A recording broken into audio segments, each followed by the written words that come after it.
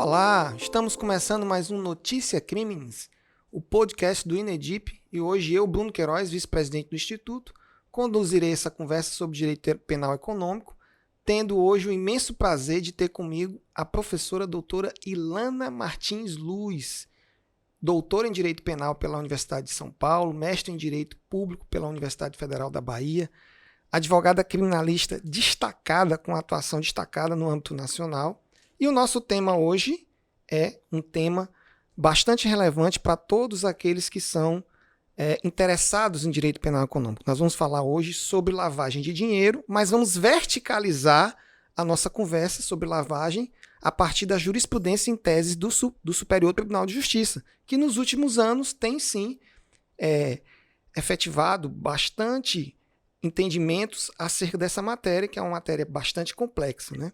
Eu tenho sempre dito, né, que nos últimos anos não se fala mais daquela lavagem de dinheiro que era somente a compra do bilhete de loteria, que era somente aquisição de joias, aquisição de obras de arte, a empresa de fachada em que você misturava, né, os bens lícitos com os ilícitos. Hoje, a lavagem de dinheiro ela é uma atividade muito mais complexa, de uma complexidade enorme, com a utilização de criptomoedas, de bitcoins, com entrelaçamento de contas, né? Então, uma atividade extremamente complexa que exige dos órgãos de persecução penal uma estrutura investigativa muito avançada, né? Tanto do Ministério Público quanto da polícia, e exige também dos advogados que atuam nessa área um conhecimento muito específico. De fato, lavagem de dinheiro, a atuação nessa área não é para amadores.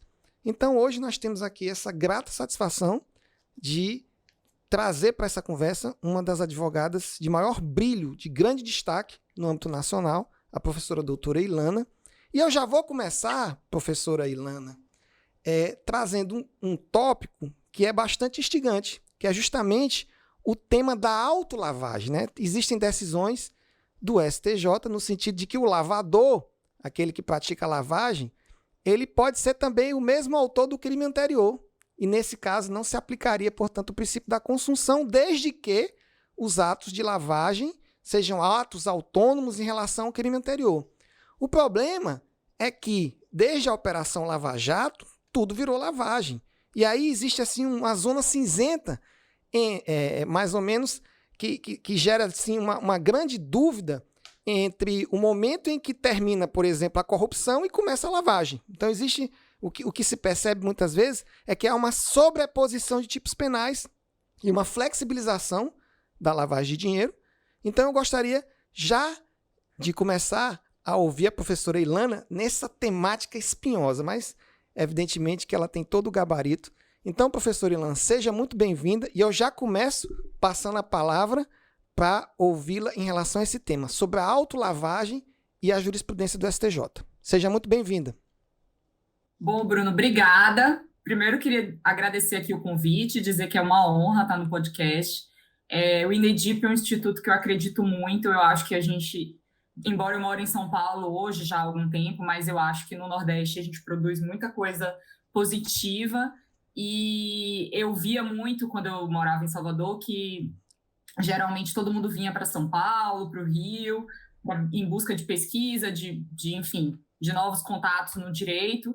E a gente tem um potencial tão grande no Nordeste que eu acho que a gente precisava, de fato, de um instituto representando o Nordeste nesses aspectos, né, nessa profundidade de estudos dogmáticos em matéria de direito penal econômico. Então, eu estou muito honrada de estar aqui com vocês hoje, debatendo. Estou me sentindo em casa, né, embora virtualmente, mas é um prazer estar aqui.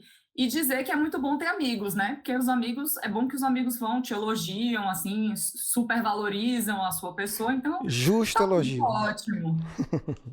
Tá tudo ótimo, tudo em casa aqui, então queria dizer que estou muito feliz, reiterar, e também queria cumprimentar aqui os nossos ouvintes e já entrar no nosso tema também, para a gente não ficar com muitas delongas aqui. De fato, Bruno, você trouxe aqui um tema muito relevante em termos de lavagem de capitais. Realmente, eu concordo com o que você falou, a lavagem é um delito difícil, é um delito complexo.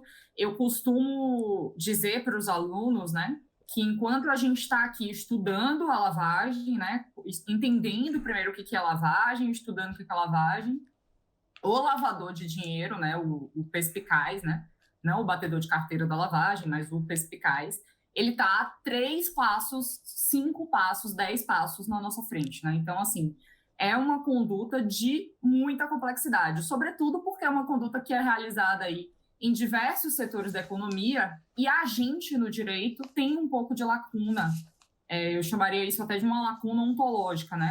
A gente tem uma lacuna nesse conhecimento, a gente não entende muito fora da norma, esse que é o ponto. E a lavagem, ela nos desafia, enquanto profissionais de direito, a verticalizar essa questão de analisar o que é um sistema financeiro, o que é uma operação de lavagem e toda a complexidade que vem. E aí você trouxe muito bem o tema do Bitcoin, que a gente não vai entrar aqui, né? Mas que é todo um mundo, toda uma complexidade, envolve aí um conhecimento tecnológico que a gente também não tem no direito, ou a maioria de nós não temos, né? Então, de fato, é um crime que exige muito do profissional de direito, e por isso que cada vez mais a gente precisa estar atento às tipologias da lavagem, que são, na verdade, a demonstração do que já aconteceu, né? Claro, vão nos guiar um pouco para tentar, ao menos, identificar o que pode vir aí no futuro, o que pode vir de inovação. Mas, entrando aqui já nesse tema da autolavagem, né? E aí, como você também explicou bem, o que seria autolavagem? A autolavagem é o cometimento do crime de lavagem de dinheiro pelo próprio agente que cometeu o delito antecedente.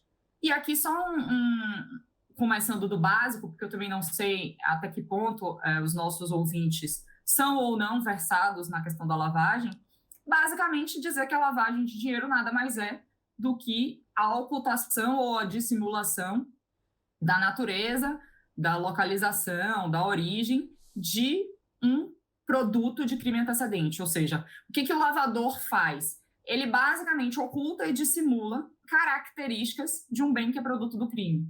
E aí é por isso que a gente fala que o crime de lavagem ele é um delito acessório, ou seja, ele precisa de um crime antecedente. E aí aqui é o cerne da discussão. Por quê? Porque a gente vai perguntar, poxa, e quem cometeu esse crime antecedente? Que hoje no Brasil pode ser não só qualquer crime, como qualquer infração penal. Quem cometeu esse crime antecedente pode também cometer o crime de lavagem? Essa é a primeira pergunta.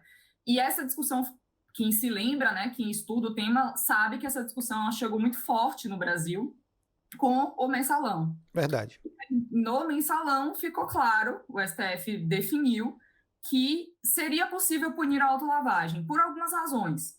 Primeiro porque o nascimento da lavagem é baseado nisso, ou seja, é baseado na ideia de você asfixiar o sujeito autor do crime antecedente, né? Nesse sentido, por quê? Porque esse sujeito que comete um crime que gera riqueza, ele vai precisar de algum instituto para demonstrar para o Estado que essa riqueza foi adquirida de uma outra forma que não no crime. E o problema da lavagem é justamente quando o lavador precisa ingressar no mercado lícito. Porque se ele vai comprar droga com dinheiro do crime, se ele vai estar lá no mercado clandestino, no mercado criminoso, não precisa de atos de lavagem. Ele precisa da lavagem quando ele vai adquirir riqueza no mercado lícito, quando ele vai comprar um apartamento, quando ele vai comprar um carro, quando ele vai comprar uma joia, quando ele vai utilizar esse bem, ele precisa de uma justificativa, porque senão os sinais exteriores dele de riqueza certamente vão denunciar algo equivocado. Então, essa foi uma das razões pelas quais se concluiu à época que era possível, né? E a segunda razão é porque a legislação brasileira não veda. Ao contrário de outras legislações... Na Alemanha, por exemplo, né? Na Alemanha, salvo engano, lá o lavador ele não pode ser autor ou partícipe do crime anterior, né? Perfeito. Eu tenho a impressão, eu não sou tão aprofundada assim, na verdade eu sou zero aprofundada no direito alemão, mas eu tenho a impressão que isso mudou, porque agora, salvo engano, há 2 tipos de lavagem, tem a lavagem posse, e aí essa sim, o lavador não poderia ser o autor do crime antecedente, salvo engano, e a outra espécie de lavagem me parece agora que já admite. Mas aqui eu já coloco uma ressalva que eu posso estar equivocada, mas salvo engano houve uma alteração nesse sentido. Mas assim, no Brasil não se tinha uma vedação, era tipo a legislação espanhola também, antes da alteração, em que não se estabelecia qualquer tipo de vedação, era só a descrição da conduta que era realizada. E aí, juntando esses dois entendimentos, se passou a concluir, né, a partir de então, a doutrina já defendia também isso de forma majoritária, se passou a defender que é, sim, possível a autolavagem. Só que isso gerou uma série de outros problemas, né, Bruno? O que me intriga, Ilana, é o seguinte, o que se viu na Operação Lava Jato, né? É justamente essa sobreposição de tipos penais, né? Onde é que termina a corrupção e onde é que começa a lavagem? Porque eu imagino o seguinte, ninguém vai receber uma propina à luz do dia. Então, todo ato de recebimento de propina, ele é escamoteado. Mas na minha concepção, esse exaurimento da corrupção, ou essa consumação da consumação no ato da corrupção no ato de receber, se for o caso, né? Ele de per si, ele ainda não caracteriza a lavagem, né? A lavagem dependeria de outros atos autônomos. E o que se viu na Operação Lava Jato foi justamente isso, que o ato, o recebimento de qualquer tipo de propina, e aí evidentemente que esse recebimento da propina ele não vai ser à luz do dia, né? Você não vai receber, o agente ele não recebe uma propina na conta dele, ele indica a conta de terceiros, né, e tal. Então, e aí nesse sentido, tudo virou lavagem. Na Operação Lava Jato, todo mundo respondeu por lavagem, porque ninguém recebeu o dinheiro na conta, recebeu na conta de terceiros e tal. Então, essa que é a minha indagação. Será que não houve um exagero aí, uma flexibilização muito grande em relação ao tipo penal de lavagem? Porque, inclusive, se a gente pensar assim, também todo crime de sonegação tem lavagem, porque quem sonega está escondendo, né, o valor que não está sendo repassado ao fisco, e como você está ocultando aquele valor, né? Então, assim, se esse raciocínio for levado ao extremo, tudo vem com lavagem, né? Então, esse é um risco, né? Que a gente é uma situação que tem sido muito comum, essa situação na justiça como um todo, e que eu gostaria de ouvir a sua opinião em relação a quais são esses atos autônomos, o que vai levar efetivamente ao crime de lavagem até uma autonomia em relação ao crime antecedente. Perfeito, a sua colocação é perfeita. Para mim também é um grande ponto de preocupação, porque, de fato, na minha visão, a lavagem hoje ela foi banalizada. Qualquer crime que gera um acréscimo financeiro e que tenha aí qualquer expediente fraudulento, independente de como esse expediente fraudulento tenha sido aí de alguma forma realizado, a acusação vem quase que de brinde, né? Isso já vem tem direto, causado, né, muita preocupação. E aí, o que eu acho que a gente consegue traçar alguns parâmetros, que já são, inclusive, parâmetros que tem na jurisprudência.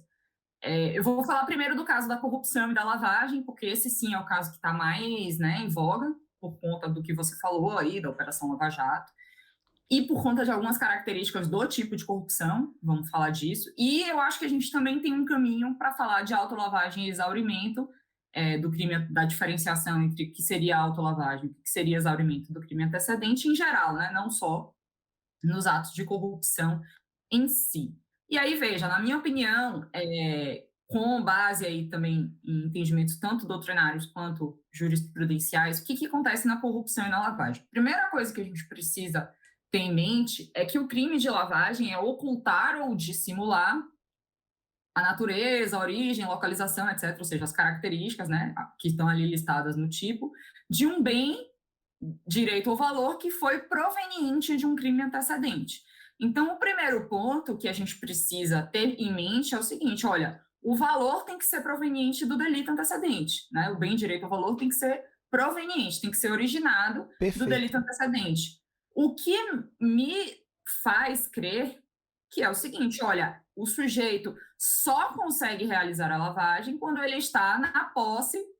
Primeiro, se ele realiza um delito que gera produto, esse é um primeiro ponto, que aí a gente divide o estudo em corrupção ativa e passiva. E segundo, quando o sujeito está na posse desse bem que é produto da corrupção. E aí, veja só, o que acontece aqui? Vamos pensar no caso da corrupção passiva e depois eu falo da corrupção ativa. No caso da corrupção passiva, quando é que o sujeito está habilitado a conseguir realizar o ato de lavagem?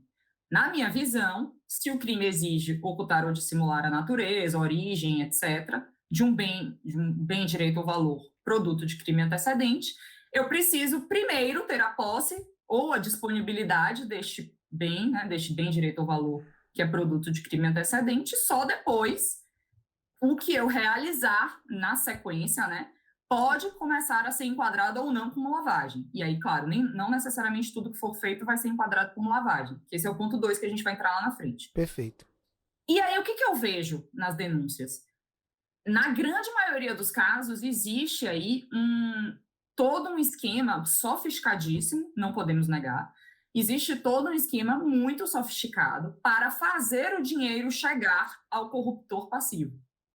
Ou seja, antes deste corruptor passivo ter acesso, ter disponibilidade, ter a posse deste produto do crime antecedente.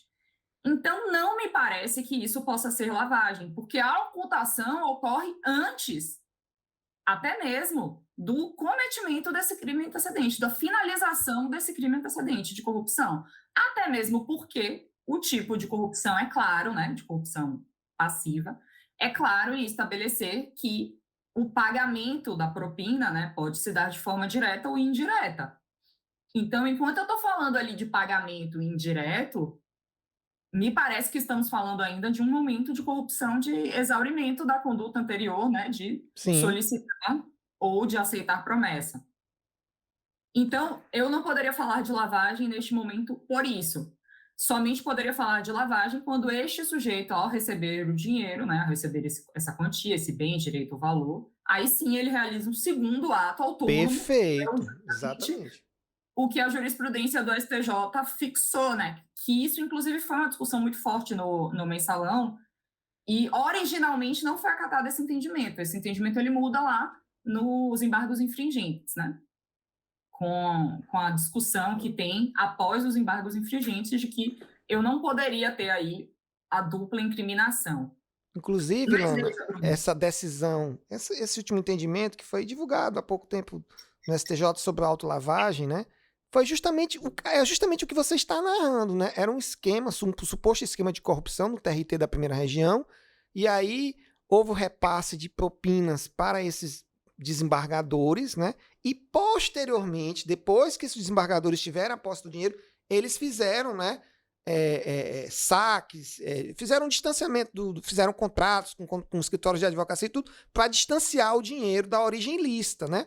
Então, aí eu acho que essa narrativa, ela se coaduna perfeitamente com a sua exposição. Aí sim, realmente, existem atos autônomos posteriores ao momento em que o agente teve a posse daqueles valores. Eu acho que aí a gente ainda precisa investigar se é de fato lavagem ou se é exaurimento ou fruição. Mas aí eu ainda nem queria entrar nisso, porque para mim parece mais problemático ainda a questão do corruptor ativo. Porque, veja, no corruptor passivo, de fato, o crime gera para ele um acréscimo patrimonial. Sim.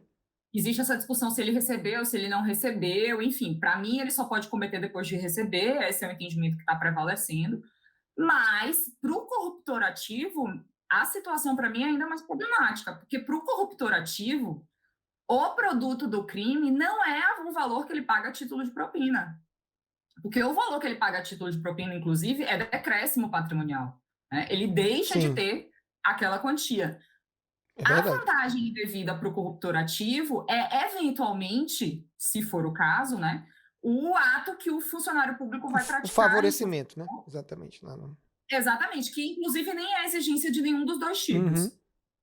Mas, eventualmente, isso daí pode vir a ser, mas também, isso é um ponto importante, pode vir a ser um produto de crime, mas aí eu acho que a gente também precisa avaliar a questão do não enriquecimento ilícito da administração. Porque, por exemplo, se o sujeito corrompe alguém para ganhar uma licitação e não tem sobrepreço, enfim, o serviço é integralmente prestado, me parece também que a gente falar em um produto de crime incorreria em um enriquecimento ilícito da administração. Então, me parece também que isso não existe.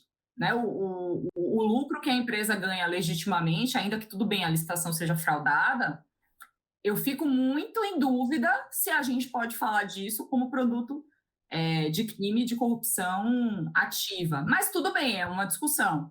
É uma Só que, discussão. veja, isso sim eu poderia começar a pensar em um ato de lavagem, a partir daí, né? A partir desse recebimento desses valores, do contrato, vamos dizer Ilana, assim, que foi só para fixado. você, só uma observação. Olha só a autolavagem já daria um podcast. Porque esse é só o primeiro tópico da jurisprudência em tese. Então, isso mostra que, Verdade. evidentemente, que a gente não tem um objetivo aqui, nem seria possível esgotar o tema, né? Mas eu já vou entrar em outro tópico aqui, que eu acho que é muito interessante, até para a gente explorar ao máximo aqui o conhecimento da professora Ilana e trazer o máximo de informação para os nossos ouvintes, tá? Outra questão que é muito intrigante em relação à lavagem de dinheiro é a questão da natureza do crime, né? Em relação à conduta ocultar. Se é um crime permanente. Temos aqui uma das jurisprudências em teses, né? É justamente o crime de lavagem de bens, direitos ou valores, né? Quando praticado na modalidade típica, ocultar é permanente, protraindo-se sua execução até que os objetos materiais do branqueamento se tornem conhecidos, né? Então, isso evidentemente traz consequências, né, jurídicas muito importantes, como, por exemplo, a prisão em flagrante, né? Mas nós sabemos que, por exemplo, os crimes de receptação e os crimes de favorecimento real, existe um entendimento diferente em relação à modalidade ocultar, né? A receptação ela é permanente no conduzir, no transportar, mas na modalidade ocultar, por exemplo, a doutrina entende que não. E mesmo o crime de favorecimento real, também a doutrina entende que não é um crime permanente, né? A conduta é única, né? O resultado ali, digamos assim, o efeito que a conduta traz é uma coisa, mas não significa que a conduta continua sendo praticada. Então, eu gostaria de ouvir a sua opinião. Você concorda com esse entendimento que foi firmado pelo STJ? Essa conduta ocultar, ela é uma conduta permanente mesmo? Pois é, Bruno, acho que esse é um dos temas aí mais espinhosos, né, também, mais espinhosos, né, todos são espinhosos. Eu vou falar, a gente vai mudar de tema, eu vou falar a mesma coisa, mas assim, de fato, esse tema, ele me intriga muito pelo seguinte, vamos lá, esse entendimento na jurisprudência, e aí por isso que nem sempre é bom também a gente firmar um entendimento com base em um caso específico, né, mas esse entendimento, ele nasce lá na Ação Penal 863, que diz respeito ao Paulo Maluf, né? Por quê? Porque ele mantinha contas no exterior que foram abertas antes da vigência da lei de lavagem, né? Ele abriu as contas em 94, 97, tem várias contas que são citadas lá na ação penal, mas ele mantinha as contas, ele manteve as contas até 2002, 2006, enfim, quando houve aí uma cooperação entre o Brasil e a Suíça, essas contas foram descobertas e aí houve oferecimento de denúncia por lavagem.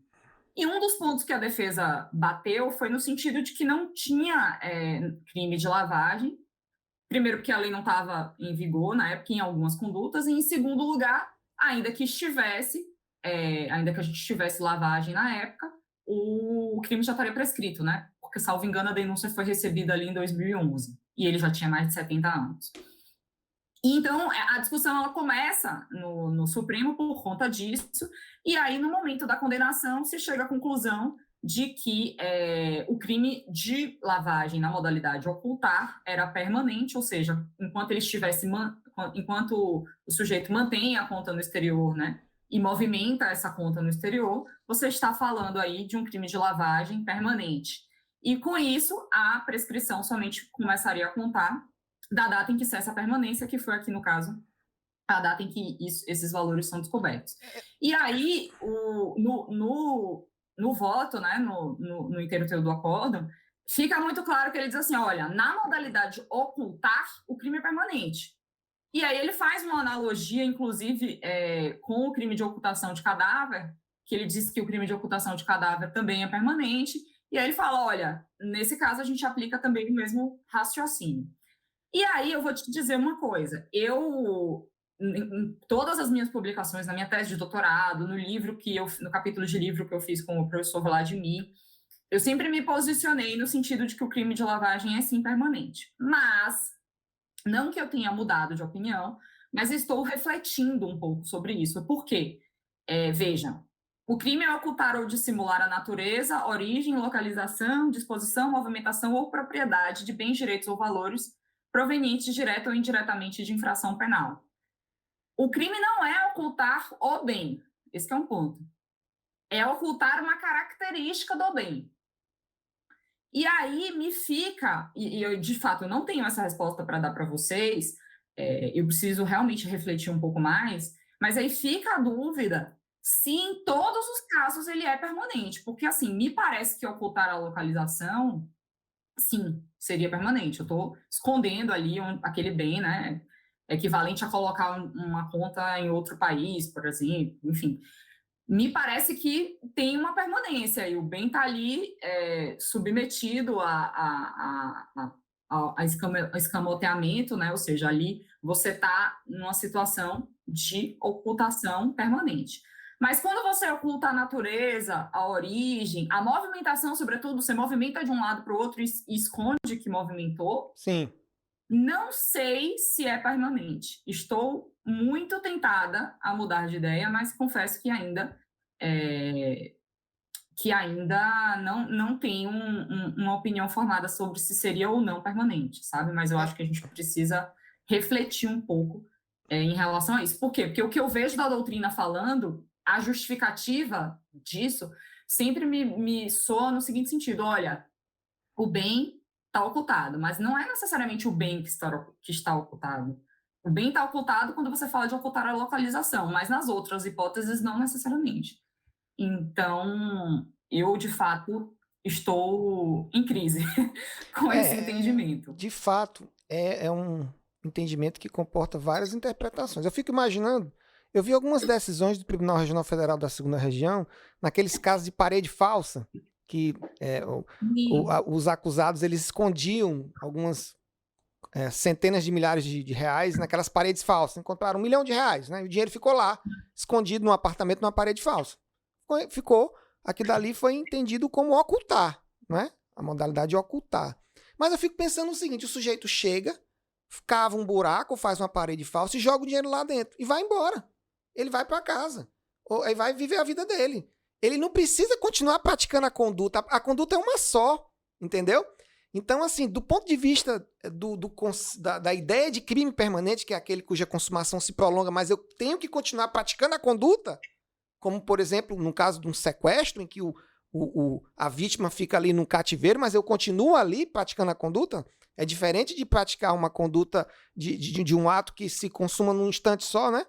Então, embora o reflexo dele possa perdurar por mais tempo. Então, eu realmente também tenho bastante dúvidas se isso não foi, assim, por um efeito pragmático de permitir, por exemplo, uma prisão em flagrante, né? Quer dizer, se eu abrir 12 contas nas Ilhas Jersey, enquanto essas contas estiverem lá, eu posso ser preso em flagrante, né? Então, é realmente uma discussão muito complexa. Agora eu queria ouvir a nossa professora...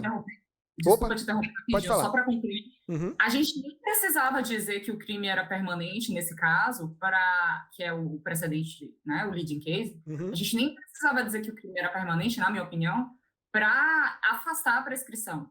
Porque já tem entendimento consolidado da doutrina de que a cada movimentação, né, da conta, você está ali ocultando aquela movimentação e cada ato seria um novo tipo. Então, eu não preciso dizer que o crime é permanente e que ele começou lá na abertura da conta e ele vai até a data que a conta foi descoberta. Não, eu coloco como data de consumação cada movimentação, que aí é como se fosse uma nova conduta que vai absorvendo a anterior, né? Faz todo sentido. Então, eu não precisaria disso nesse caso concreto. Agora, professora, antes de ingressar aqui na próxima item da jurisprudência em tese, tem um tópico aqui que sempre gera uma certa confusão, até na doutrina e tudo, e os alunos também ficam muito confusos, e eu gostaria de ouvir a sua opinião, que é justamente a diferença entre a colocação e a dissimulação, que são as etapas, né? Então, às vezes, elas, evidentemente, que muitas vezes elas se confundem, né? Porque os atos são complexos, né? A ocultação e a dissimulação, né? Digamos assim, alguns chamam de colocação, a primeira etapa, né? Mas eu, por exemplo, eu tento ver da seguinte maneira: uma ocultação seria, por exemplo, remeter o dinheiro para o exterior em contas, distanciar. Já a dissimulação, ela exige uma fraude assim mais intensa, como, por exemplo, colocar os bens em nomes de terceiros. Aí você estaria dissimulando, teria esse aspecto fraudulento. Mas, às vezes, a gente percebe também que, até do ponto de vista doutrinário, estudando por um autor, por outro, né, eu pelo menos percebo uma certa confusão entre esses conceitos. E aí eu gostaria de ouvir a sua opinião sobre essas etapas. A terceira etapa é mais tranquila, porque aí já é a reintegração com a aparência de legalidade. Mas a ocultação, ou a colocação e a dissimulação, eu gostaria de ouvir a sua opinião. Perfeito, Bruno. E até mesmo antes de dar minha opinião sobre isso, que eu também estou construindo ainda, tá? É tudo muito... Eu acho que quem também fala muito categórico em matéria de lavagem, enfim, talvez não tenha refletido de forma mais aprofundada, pelo menos a minha opinião, porque é uma conduta tão complexa, ela envolve tantos fatores, existem diversas tipologias que, de fato, não dá para você fechar um entendimento e dizer que nunca mais vai mudar de ideia, porque as coisas são muito dinâmicas. São dinâmicas. Mas assim, vamos lá. Primeiro ponto é que eu acho que essa questão de diferenciar o ocultar e o dissimular não é firula teórica. Por que não é firula teórica? A partir do momento que eu tenho o Supremo e o STJ dizendo que o ocultar é permanente, mas não falam nada do dissimular. Então, o ocultar é permanente e o dissimular não é. E como você muito bem disse aí, a natureza permanente do tipo de ocultar, né, do tipo de lavagem na modalidade ocultar, ela traz inúmeras consequências práticas. Em matéria de prescrição, como a gente já viu, como você falou aí, em matéria de prisão em flagrante, tá? Então, assim, não é firula dogmática, coisa de professor, etc. É uma questão com a mais absoluta relevância prática. Por quê? Porque a denúncia segundo eu entendo, a denúncia tem que vir especificando se está denunciando a pessoa por ocultar ou por dissimular, ou se tem as duas coisas. E tem que separar o que é uma coisa de outra. E para isso, é claro, aí vem a sua pergunta, a gente precisa de um critério. O que é ocultar e o que é dissimular. Exato. E aí, veja, se você abre o Aurélio, a primeira interpretação que a gente faz sempre é gramatical. Né? Se você abre o Aurélio e procura ocultar, e depois você abre o Aurélio e procura dissimular, você já vai ver que, do ponto de vista gramatical, os dois verbos são muito parecidos. Inclusive, o Aurélio usa como sinônimo de ocultar o dissimular. O Aurélio diz que ocultar é esconder ou encobrir, deixar escondido e não deixar ver. E o dissimular seria esconder, mascarar, disfarçar, encapotar, encobrir. Ou seja, são sinônimos, aparentemente. E aí vem a pergunta, tá, e o que seria ocultar e o que seria dissimular? Por quê? Porque eu preciso diferenciar um do outro, já que um é permanente e o outro é instantâneo, os dois têm características completamente diferentes, regimes distintos, então eu preciso diferenciar um do outro. Eu gosto da distinção feita por Blanco Cordeiro. E aí, Blanco Cordeiro, ele, claro, obviamente, interpretando o tipo penal espanhol, né? Uhum. Que, nesse aspecto, parece com o nosso, né? A segunda modalidade de crime. Ele fala que, mais ou menos na linha do que você também falou, o ocultar seria o mero encobrimento, ou seja, o simples fato de esconder, e o dissimular seria, além do encobrimento, fazer com que o bem pareça distinto do que ele é. Ou seja, eu já tento aqui utilizar algo, né, provavelmente um negócio jurídico fraudulento, em que eu consiga aí transmutar o bem e dar uma aparência de legalidade. Então, é o exemplo que você trouxe aí. Eu mando a conta para o exterior e deixo lá, estou ocultando.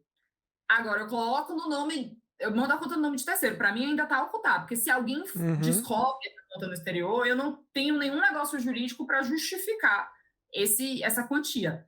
Agora, eu vou lá, deixo a conta no exterior, realizo um negócio fraudulento aqui no Brasil e simulo que a pessoa me pagou com esse dinheiro que veio do exterior que está numa conta de terceiro. Aqui, me parece que eu já tenho um ato de dissimulação, que é um ato supostamente instantâneo, né? Claro, partindo aí da premissa de que a distinção entre ocultar, ser permanente e dissimular, ser instantâneo, está correta. Agora, uma coisa que me chama a atenção e me preocupa é que, na tentativa de diferenciar um da outra, né, o ocultar do dissimular, alguns autores entendem que o ocultar seria só o ocultar físico. Ou seja, se eu me utilizo de um negócio jurídico para ocultar, se eu me utilizo de um meio, né, que não seja físico para ocultar, eu estaria cometendo o ocultar mesmo. E aí a utilização de qualquer negócio do tipo colocar o dinheiro na conta de terceiros, etc., ou seja, a utilização de um mecanismo aí jurídico, né, um ato jurídico, já seria o dissimular. Me preocupa esse entendimento, por quê?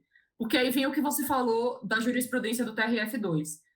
Se o sujeito esconde o dinheiro embaixo do colchão, não me parece que, claro, isso é uma ocultação, óbvio, mas não me parece que isso é uma ocultação punida autonomamente como lavagem. É porque vai ter que punir o cara da cueca também, né? O que Me coloca o dólar na parece- cueca também, todo mundo que, né? Qual é a diferença ontológica, né? Me parece que isso é um exaurimento do crime antecedente. Entendeu? Faz todo Então, sentido. essa ideia também de que o ocultar seria somente físico e o dissimular seria um ato jurídico não me convence. Porque, na verdade, eu acho que o ocultar físico, na grande maioria dos casos, eu particularmente não consigo agora te dizer um exemplo que eu vejo o ocultar físico como talvez o ocultar na casa de outra pessoa, né? Um Eu endereço concordo que seja, plenamente com você. Concordo plenamente. enfim, talvez isso sim seja um ocultar físico de lavagem, mas a grande maioria dos casos de ocultação são um exaurimento do crime antecedente, ocultação física. Ou seja, se o sujeito roubar um banco, enterrar o dinheiro no quintal da casa dele, eu acho que isso ainda não é lavagem, não, entendeu? Pelo menos não Exato. seria esse a intenção do legislador. Mas existe aí Exato. realmente uma confusão, uma divergência de interpretações muito grande, né? Mas vamos agora para o nosso próximo tópico, né? E como eu disse, é impossível exaurir, teríamos que fazer talvez uns 3 ou 4 só sobre a jurisprudência de teses. E se fôssemos avançar criptomoedas, se fôssemos avançar outras questões, por exemplo, poderíamos fazer um sobre lavagem de dinheiro no mensalão, lavagem de dinheiro na Operação Lava Jato, é um mundo, né? Mas um outro tópico aqui interessante, professora Ilana, é justamente a questão da justa causa duplicada, né? O STJ diz que nos crimes de lavagem, a denúncia é apta quando apresentar justa causa duplicada, indicando lastro probatório mínimo em relação ao crime de lavagem de dinheiro e a infração penal antecedente. E a gente percebe, nós que atuamos na área, muitas vezes a fragilidade da denúncia em relação justamente ao crime antecedente. Porque às vezes é algo muito solto, muito distante, que não tem assim uma evidência assim, minimamente concreta, e aí vem a denúncia por lavagem. Então, pelo menos, o STJ diz isso. Mas eu gostaria de ouvir a sua opinião e a sua explanação com a experiência de quem atua em casos complexos, né? Inclusive aí em São Paulo é o laboratório do direito penal econômico no Brasil, e certamente os casos que você tem atuado são casos de altíssima complexidade. Como é que você tem visto essa questão da justa causa em relação a essas denúncias? Perfeito. A grande maioria dos casos que eu vejo são casos em que tem a denúncia do crime antecedente junto com a denúncia do crime de lavagem. E aí, realmente, primeiro, para o recebimento da denúncia pelo crime antecedente, já tem que ter esse lastro probatório mínimo desse crime antecedente, né? Aí a preocupação é também não só um lastro probatório mínimo para o crime antecedente, mas, sobretudo, um lastro probatório mínimo para justificar a lavagem, né? Do crime antecedente para justificar a lavagem. Agora, quando, eventualmente, as denúncias são oferecidas de forma separada, é aí que eu acho que essa jurisprudência tem muita utilidade e muita necessidade nos casos concretos, porque, de fato, você não pode trazer só a prova na denúncia de que o sujeito supostamente ocultou ou dissimulou. Você tem que trazer a prova do crime antecedente, do lastro probatório mínimo desse crime antecedente, porque senão isso vai inviabilizar aí até mesmo a defesa, né? Não só inviabilizar a acusação, com certeza, e por inviabilizar a acusação, compromete de todo modo o exercício da ampla defesa. E aí, é óbvio, precisa ter esse lastro probatório do crime antecedente também, tá? Agora, o que me preocupa um pouco nesse entendimento? Sem sombra de dúvidas, o recebimento da denúncia exige o lastro probatório mínimo. Mas, e aí é isso que eu acho que esse julgado ele é ótimo, eu concordo com isso, mas a gente precisa também colocar em mente o seguinte: isso é para o recebimento da denúncia. Certo. Na condenação, me parece que esse lastro probatório mínimo não é suficiente. Sim. Na condenação, se forem processos autônomos, é necessário que você tenha a prova do crime antecedente, não é lastro probatório mínimo. Você tem que ter a prova do crime antecedente, até porque o crime antecedente é aí uma exigência do crime de lavagem, né? Porque o crime de lavagem é ocultar um bem que é produto do crime A antecedente. Então, você existência tem que desse ter crime a prova antecedente. desse crime antecedente, não é só o lastro probatório mínimo. Então, a gente tem que ter cuidado com esse entendimento, porque fica parecendo que o lastro probatório mínimo ele serve para o recebimento da denúncia e serve para a condenação. Não me parece correto.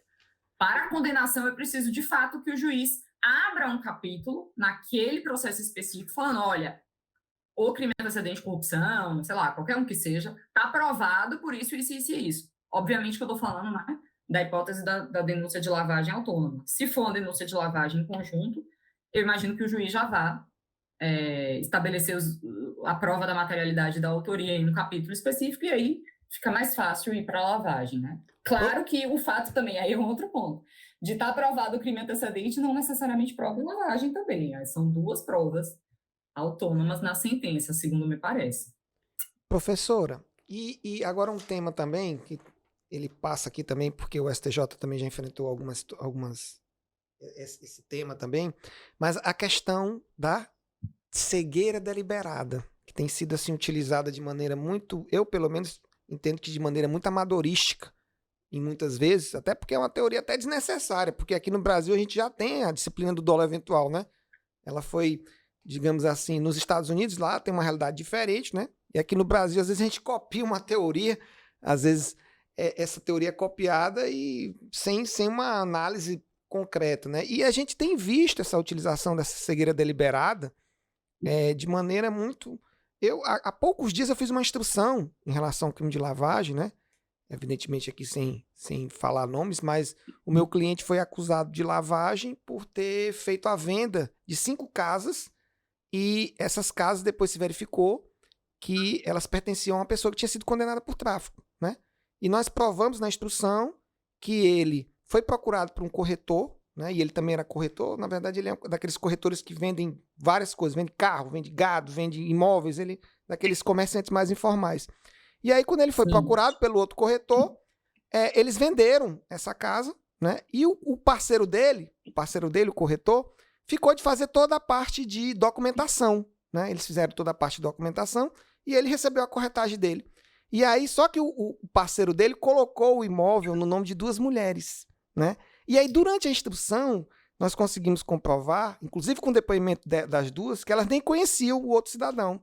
Assim como o outro corretor também confessou que realmente fez e colocou no nome das outras 2 acusadas, que foram corrés, sem o conhecimento deste outro indivíduo. E aí o Ministério Público disse o seguinte, olha, ele deve responder por lavagem porque ele confiou no colega que era corretor. Ele entregou a documentação e depois não acompanhou, então ele deve responder por lavagem. Bom, me parece que não é bem isso, né?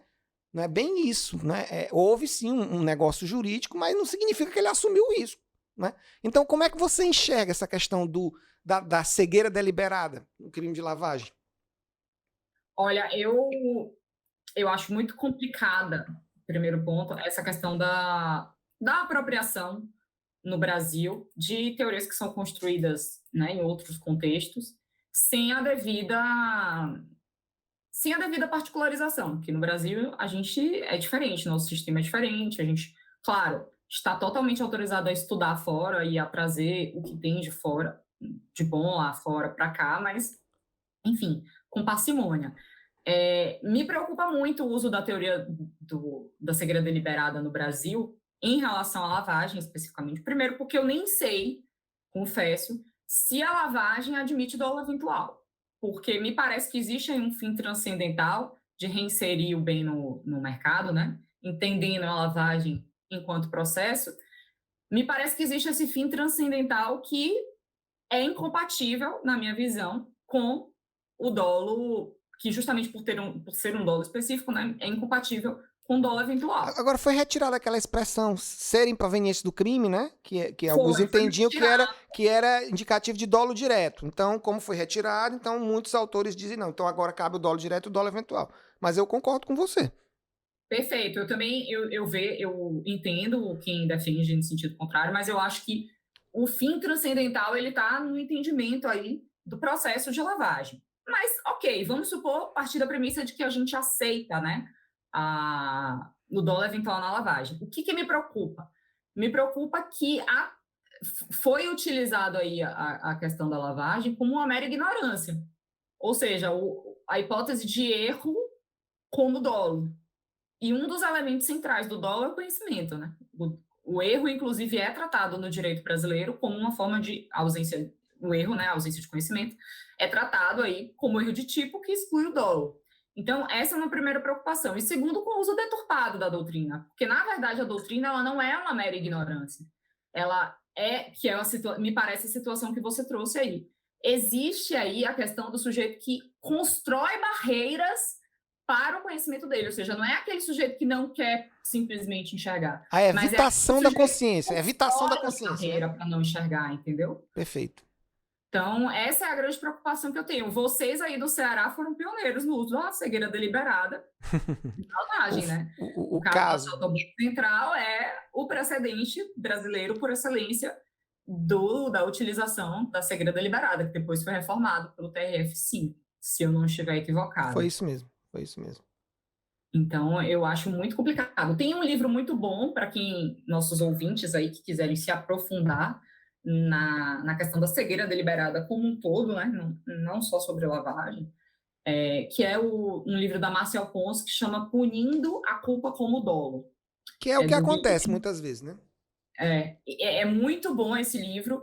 Ele analisa toda a parte doutrinária da questão da cegueira deliberada, ele analisa as sentenças que ele separou, e aí ele chega à conclusão que, em muitos casos, a cegueira deliberada ou ela foi usada de forma equivocada, porque não era dolo, ou ela era inútil, porque a gente já tinha elementos no próprio direito brasileiro, no direito probatório, para conseguir chegar àquela conclusão de dolo. É muito interessante, eu recomendo aí para os nossos ouvintes. Algo parecido com a teoria do domínio do fato utilizada lá no mensalão, né? Algo que o próprio Roxin, meu Deus do céu, que fizeram com a minha teoria, né?